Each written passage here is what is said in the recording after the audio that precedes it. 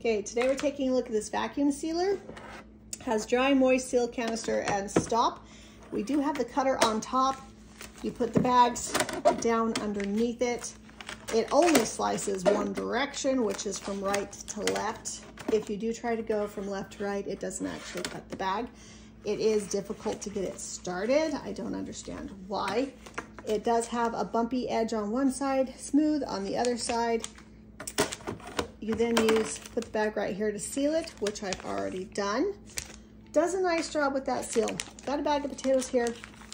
We're gonna go ahead and vacuum seal them. It does not state whether the bumpy side is supposed to be up or the smooth side. You do need to make sure the bag is here in this section right there. So I'm gonna go ahead and set that down now. Push to lock it. It has two buttons on the side for unlocking. I hate that this cutter is right here because I feel like it's always in the way. Go ahead and hit the dry button. It's gonna vacuum seal this bag. Last time I put the smooth side on the top. This is going really slow. I'm not seeing a whole lot of compression with the bag. I'm going to go ahead and stop it and turn the bag over because it's not taking the air out. So apparently that seems to matter, even though it didn't say it in the instructions. I am new. This is my first vacuum sealer. So I can't compare this to something else.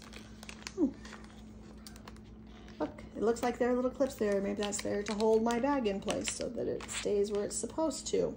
Didn't say that in the instructions, I just figured that out. Push down both sides to get it locked. Let's try this again.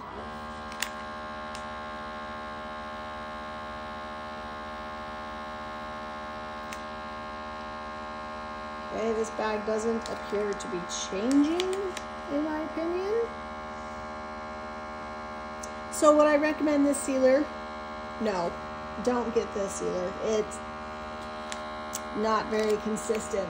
I went ahead and sealed this bag a little bit earlier, but I've still got air pockets in here. And so to me, this just is not functioning like it should. So we'll go ahead and stop that. And I'll show you the canister for the vacuum on the jars. So here's a jar. I have vacuum sealed it with one of these handheld sealers. Does a really nice job. So in order to use this sealer here, pull this out, plug this into the port, and get that secure. Open my jar. So there we go. It does come with both the regular mouth and the wide mouth attachments. So we'll put this narrow mouth on here because it's a narrow mouth jar. Now it did take me a few times to figure this out. This here compresses. If it's not compressing, your jar is not going to seal.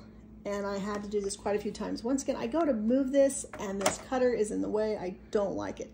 Hit the canister button on top and then push hard,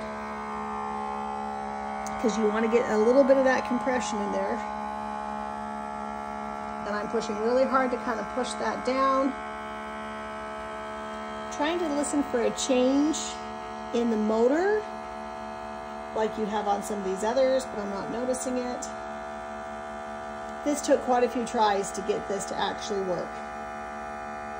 Okay, so we'll check it now.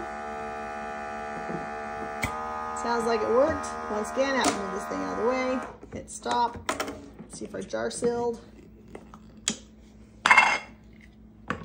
And it did. So it is possible to seal your jars with this, but it's really inconvenient, and I'd actually recommend one of these instead. Okay, thank you.